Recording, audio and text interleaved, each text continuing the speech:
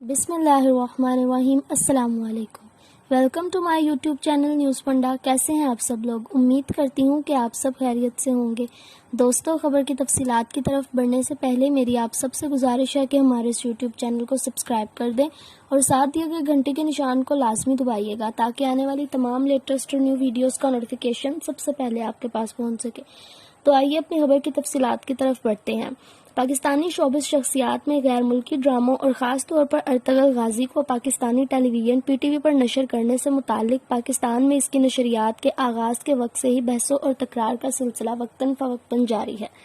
Ertugrul Ghazi کو P T V پر نشر کیے جانے پر کچھ شوبز شخصیات کی جانب سے برہمی کا اظہار کیا گیا تھا اور اس پر آئے دنوں مختلف اداکاروں کے بیانات پر انہیں تنقید کا نشانہ بھی بنایا جاتا ہے۔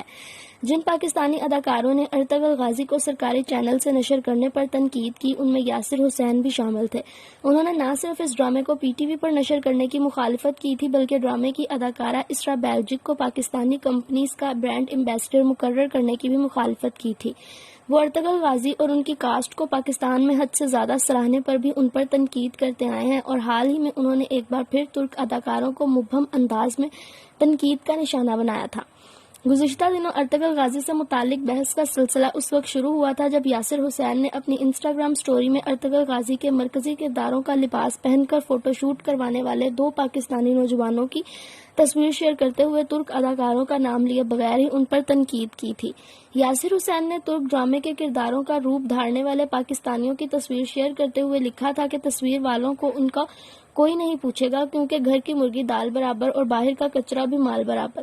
بعد ازاں یاسر حسین کے بیان اور پھر انوشی اشرف کے جواب پر انہیں مزید تنقید کا نشانہ بنایا گیا، جس پر اداکار نے وضاحت بھی دی لیکن ساتھ ہی انہوں نے ناقدین پر طنز بھی کیا تھا۔ تاہم اداکارہ سونیا حسین نے ترک ڈرامے پر جاری بحث سے متعلق انسٹاگرام سٹوری میں لکھا ہے کہ وہ ارطغرل پر جاری اس بحث سے تنگ آ گئی ہیں۔ سونیا حسین نے لکھا کہ مہربانی کر کے جان بخش دیجیے ترک اداکاروں کی اور اپنے اداکاروں کی بھی۔ انہوں نے لکھا کہ نیچا دکھانا نہیں بلکہ لوگوں کی تعریف کرنا سیکھیے۔ اس کے ساتھ ہی سونیا حسین نے لکھا کہ نرمی اختیار کریں اور محبت سے بات کریں۔ ارطغرل غازی ڈرامے کی کہانی 13ویں صدی میں سلطنت عثمانیہ کے قیام سے قبل کی کہانی ہے اور اس ڈرامے کی مرکزی کہانی ارطغرل نامی بہادر مسلمان سپہ سالار کے گرد گھومتی ہے جنہیں ارطغرل غازی بھی کہا جاتا ہے۔ ڈرامے میں سلطنت عثمانیہ سے قبل کی ارطغرل کی حکمرانی، بہادری اور محبت کو دکھایا گیا ہے۔ جی دوستوں، تو کیسی لگی آپ کو ہماری ویڈیو؟ اپنی رائے کا اظہار کمنٹ سیکشن میں ضرور کیجیے گا۔ اگر آپ کو ہماری ویڈیو پسند آئے تو اسے لائک شیئر کرنا مت بھولیے گا اور چینل کو سبسکرائب بھی کر دیجیے گا۔ اوکے دوستوں، اللہ حافظ۔ اگلی ویڈیو تک یوں ہی ہمارے ساتھ بنے رہیے گا، دعاؤں میں یاد رکھیے گا۔ فی امان اللہ۔